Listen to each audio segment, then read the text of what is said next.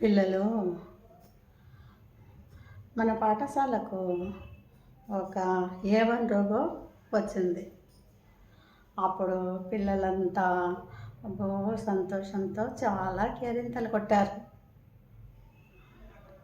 సరే, ఆ robo 6th క్లాస్లో కూర్చుంది. రోబో, నీకు ఏం చేయడం వచ్చు అంటే అప్పుడు ఆ A1 రోబో అందన్నమాట, నాకు గణితంలో లెక్కలు చేయడం వచ్చు, చాలా విషయాలు నేర్చుకోవడము వచ్చు, ప్రశ్నలకు సమాధానాలు చెప్పడం కూడా వచ్చు అని జవాబు చెప్పింది. పిల్లలు చాలా మెచ్చుకున్నారు. మళ్ళీ తర్వాత అనిల్ ఊరుకుంటాడా? అనిల్ లేచి, నీవు మాకంటే తెలివైన దానివా అని అడిగాడు. లేదు లేదు, నేను చాలా విషయాలు గుర్తుంచుకుంటాను, కానీ మీలాగా కలలు కనలేను, స్నేహం చేయలేను, ప్రేమ చూపలేను అని ఏమని చెప్పిందన్నమాట. ఓహో, దీనివల్ల మనకేమైందో తెలుసా పిల్లలు? ఏమను చాలా విషయాలు గుర్తుంచుకోగలదు.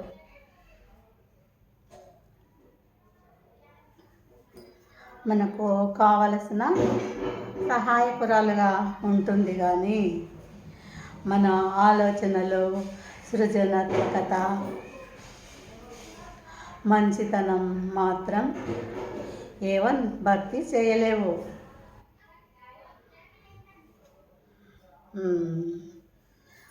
అనేసి నేను అన్నాను. సరే అనేసి ఇంకా రోజు మన పాఠశాలకు వస్తూ ఉంటుంది. బాగా మీతో పాటు చదువుకుంటూ అన్ని విషయాలు తెలుసుకుంటూ ఉంది. దీనివల్ల ఏమి తెలిసింది మనకు చెప్పండి? మన మనసి ఆలోచనలు, సృజనాత్మకత, మనసులో మంచి మనసు, ఇలాంటివన్నీ మన మనసుకే ఉంటాయి. A1 మాత్రము మనకు సహాయం చేయగలదు. మన ప్రత్యేకత మనది, A1 ప్రత్యేకత A1ది. కాబట్టి పిల్లలు, ఈ A1 రోబో వల్ల మనకు ఏమి తెలిసింది అంటే,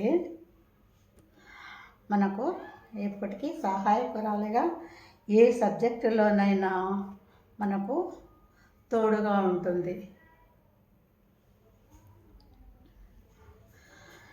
మనిషి ఆలోచనలు, సృజనాత్మకత, మనస్సు ఎంతో ప్రత్యేకమైనవి కదా. దీనిలో నీతి ఇదేనన్నమాట. పిల్లలు, కథ బాగుందా? నచ్చిందా మీకు? నచ్చింది అనుకుంటాను. ఒక లైక్ చేయండి, షేర్ చేయండి. ఇంకా చదువు విషయంలో సమాధానాలు, ఏవైనా విషయాలు తెలుసుకోవాలంటే మా ఛానల్ సబ్స్క్రైబ్ చేయండి. చేస్తారు కదా పిల్లలు?